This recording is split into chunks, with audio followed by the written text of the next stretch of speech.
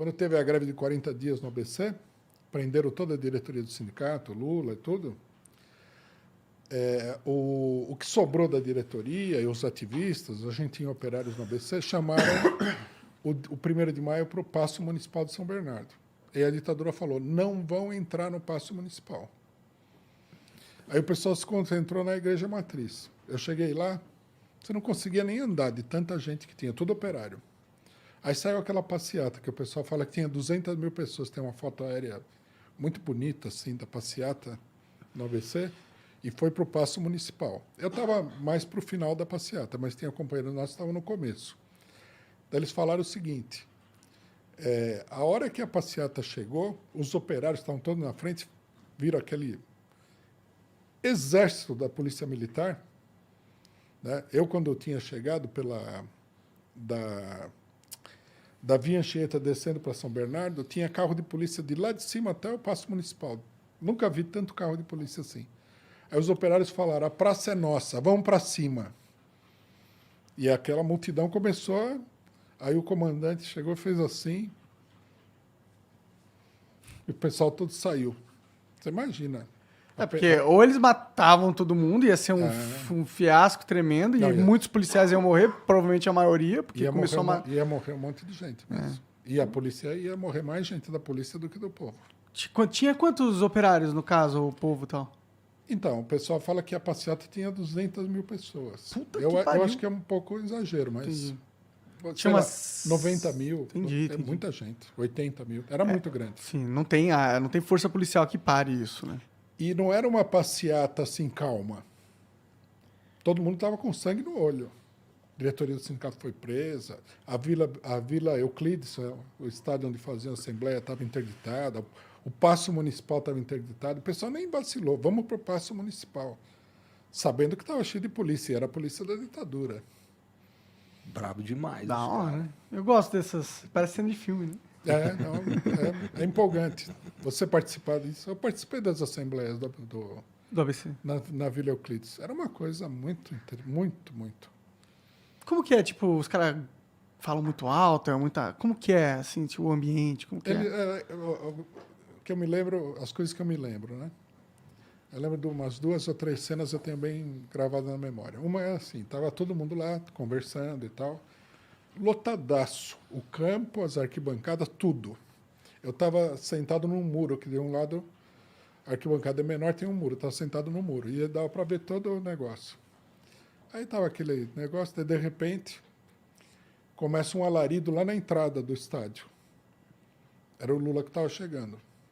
Aí levanta uma primeira fileira de operário e começa Lula. Aí o resto começa a levar, o pessoal percebe que ele estava chegando. Tinha, assim, 30 ou 40 mil operários naquele estádio. Todo mundo começa, Lula, Lula, Lula. E o cara foi entrando. Era uma coisa, assim, que você ficava... Você quase caía do muro. E o que era discutido, né? O que ele falava, assim? Tipo, quais eram os tópicos? O que era importante saber? Qual era o papo entre as pessoas que estavam lá? O pessoal queria saber o que o sindicato ia falar. Muitos já tinham uma posição pré-determinada. Por exemplo, se o Lula fosse lá e falasse que a greve ia acabar, dava briga. O pessoal não ia aceitar. Entendi. O pessoal já chegava lá, eles queriam ouvir... É interessante essa relação. Eles queriam ouvir da direção do sindicato que a greve ia continuar. Não queriam ouvir que a greve ia parar. Eles queriam ir para cima, queriam briga. Queriam briga, né? Aí eu, numa outra assembleia, estava no meio do pessoal lá no campo. Aí o pessoal conversava, né? Inclusive eu era estudante, né? Muito diferente dos operários. Aí eles tinham uma atitude assim meio paternal, né? Não, põe o menino para cá, deixa ele... Né? Me tratava assim e tal. Estudante, está apoiando a gente e tal. Aí um cara fala assim, no meio da multidão. Aparece um cara com uma câmera no palanque. Aí alguém grita, é Rede Globo. Nossa. É Globo, fora e tal. Começou um negócio que você sentia que ia dar um quiprocole. Alguém ia dar uma surra naquele cara. Aí, engraçado, o cara pegou o microfone e falou assim, pessoal, não é a Globo, é a Bandeirantes. Aí o pessoal,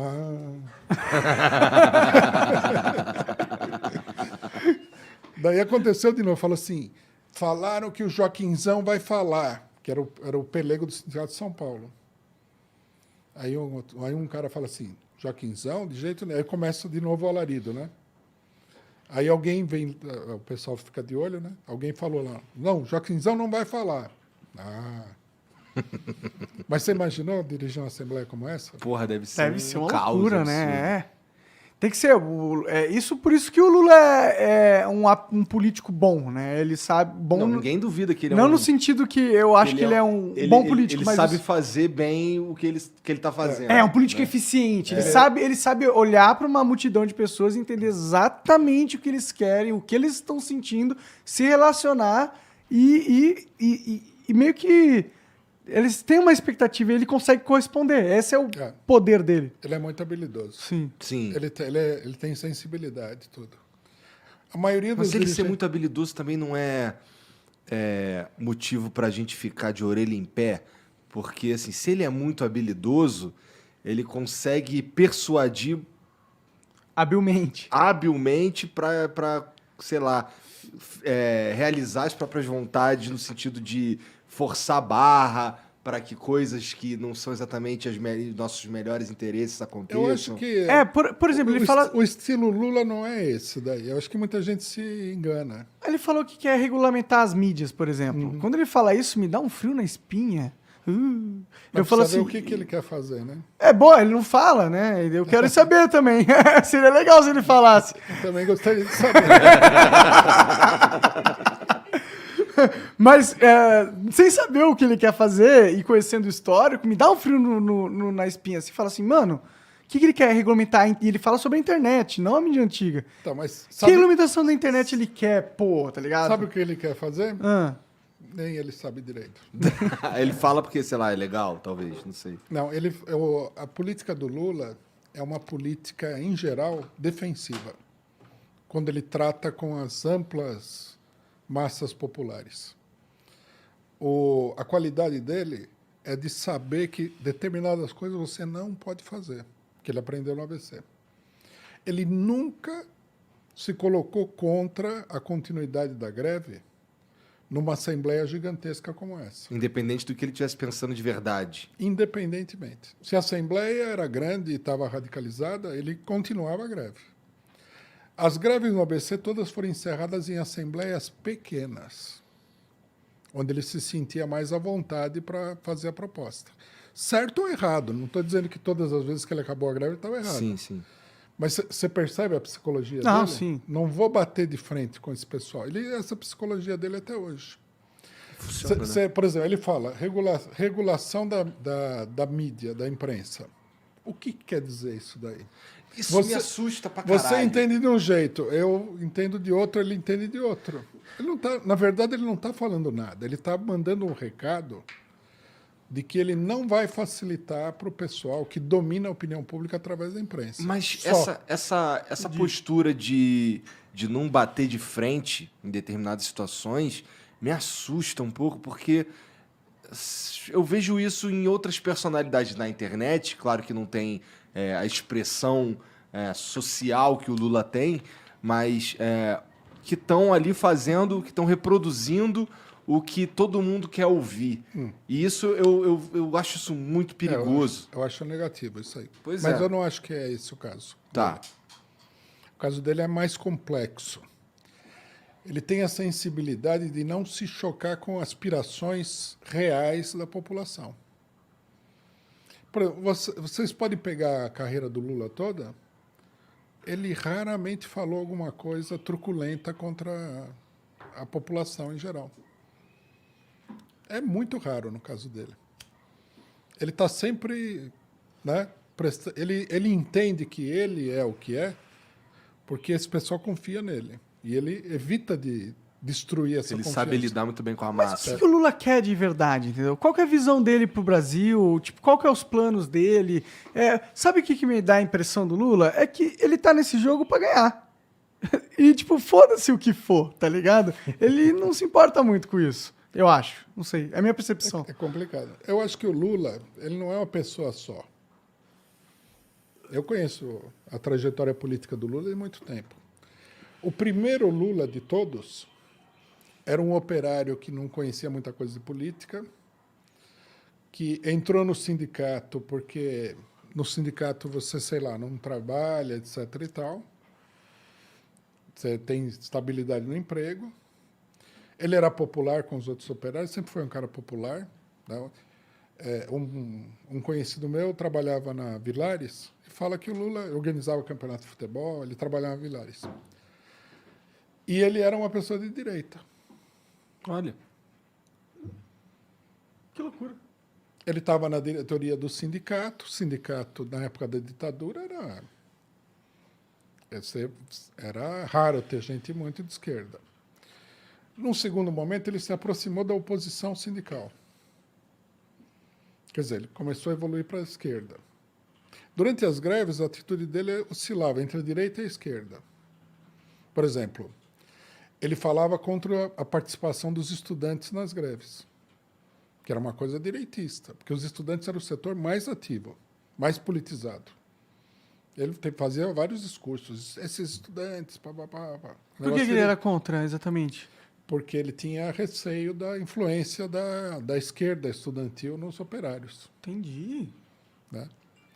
Aí ele tentou formar uma ala política dentro do MDB na época. E as condições que impuseram para ele queriam que ele ficasse assim como um cabo eleitoral quase. Ele queria ter uma posição de destaque, afinal de contas, o cara tinha uma posição importante. Aí ele rompeu com o MDB e chamou as pessoas a construir um partido dos trabalhadores. Quem conhecia o Lula até aí jamais ia imaginar que o Lula ia chamar a construir um partido de trabalhadores. Interessante. Jamais. Teve grupo que falou, não vou entrar no PT porque o Lula é um agente da ditadura. Teve gente que falou isso daí. E isso era um sentimento, de certa forma, legítimo pelo que ele vinha mostrando. Era uma coisa que se justificava, assim. Tá. Dentro do PCO, na época, teve uma polêmica. Os operários do ABC não queriam entrar no PT. Eu trabalhava no ABC nessa época com esses operários. Eu tive que gastar muito latim para convencer o pessoal a entrar no PT. Falei, nós não estamos entrando no PT por causa do Lula, nós vamos levar adiante o nosso programa. Muita discussão. E aí o operário é difícil. Tinha um cara que falava assim, eu não vou entrar no partido do Lula. Toda reunião ele falava a mesma coisa. Eu falei, mas, companheiro, vamos discutir o problema racionalmente. E toca horas de discussão, horas, até convencer o pessoal. Não queriam entrar. Uma boa parte da esquerda achava ruim entrar no PT porque era o Lula. Cara, que interessante essa porra, não imaginava. Não imaginava, interessante, de fato. Aí você, na eleição de 1982, que foi a primeira eleição, você viu o Lula apareceu no debate eleitoral e terminou o debate falando assim, o número do PT era o 3, né? Então ele falou, vote no 3 porque o resto é burguês. O cara já está falando contra a burguesia, o partido não é de burguês. Aí o discurso de encerramento da campanha, que foi no Pacaembu, eu vi esse discurso, era um discurso muito radical. Que a classe trabalhadora tem que mandar nesse país. Era coisa assim. Nós estamos caminhando para o socialismo. Falei, puta, Lula, cara que era de direita. Que loucura essa porra, mano. E por que você acha que ele teve essa virada de chave? É só porque ele não conseguiu um espaço na direita? Eu acho que a situação foi empurrando ele, mas eu acho que ele foi evoluindo também. E aqui eu vou dizer uma coisa para vocês, é uma hipótese minha. Quando todo mundo acha agora que o Lula está aí para dar uma guinada à direita de novo, eu acho que ele está mais para dar uma guinada à esquerda. Você acha? Uma série de declarações dele me chamaram muita atenção. Por exemplo? Mas não são declarações só para conquistar, para falar exatamente o que as pessoas querem ouvir? Você não pode fazer isso aí. É muito perigoso. Pô, mas ele fez já, né? Uma declaração do Lula é uma coisa que tem um impacto imenso. Sim.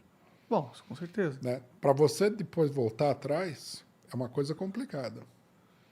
Por isso que me assusta ele falar que vai regulamentar as mídias. Então, mas ele falou, isso daí é uma colocação esquerdista para ele, né? Eu não sei o que é que ele está pensando. Nem sei se ele tem mesmo um plano. Eu acho que até ele nem tem. Também é uma colocação esquerdista. Mas veja, ele na Espanha, dando entrevista para um jornal espanhol, ele defendeu Daniel Ortega na Nicarágua. Ah, deu sim, eu merda. fiquei sabendo dessa polêmica. É uma coisa que, para a direita, é totalmente inaceitável. E ele defendeu com maior convicção. Aí a mulher falou, mas o Daniel Ortega prendeu os opositores. Eu falei, eu não sei o que esse pessoal fez. Olha, veja a colocação. Se fosse eu que falasse, normal. Né? Falou, eu não sei o que esse pessoal fez. Por que eles foram presos? Eu fui preso no Brasil e eu não tinha culpa nenhuma. Veja o conteúdo esquerdista da colocação E ele dele. forçou a barra nessa daí também, de que não tinha culpa nenhuma, né? Então, É. mas veja bem, justamente nisso daí, o cara falar dessa maneira, defender um governo que é impopular na classe dominante, Porra, mas não é só impopular, é um governo que viola os direitos humanos, né? não é. Aí a gente precisaria ver direitinho o que acontece. O problema da Nicarágua, inclusive, tem mais coisa, tem mais caroço nesse angu, que é o seguinte. Daniel Ortega deve ser, nesse momento, na América do Sul, ou na América Latina toda, o principal aliado da China. Essa é que é a briga. Não é direitos humanos, não é... A briga é essa. Eu não sei se vocês viram, mas ele está, junto com os chineses, ele começou uma obra de fazer um segundo canal do Panamá. Você imagina o que significa isso para os Estados Unidos? Os Estados Unidos nem deixavam o Panamá controlar o canal até o governo de Jimmy Carter. Aí assinou um acordo para entregar o canal 20 anos depois. Entregou agora há pouco tempo. É uma zona quase militarizada. Se alguém fizer alguma estripulia lá, os norte-americanos vão invadir o país na maior tranquilidade. Aí vem um país e fala, vamos fazer um outro canal para competir com o seu canal. Que é um controle que os Estados Unidos têm do comércio, da política militar. Você imagina o desafio que é isso daí? Aí vem o Lula e fala assim, não, eu apoio o Daniel Ortega. Ele está pensando numa questão geopolítica, de fazer um contraponto à força dos Estados Unidos aqui no Brasil. Outra coisa, ele falou, muito bem na Espanha, revogar a reforma trabalhista. Se você for revogar a reforma trabalhista no Brasil, você é capaz de ter tumulto na rua da direita, da burguesia contra o governo.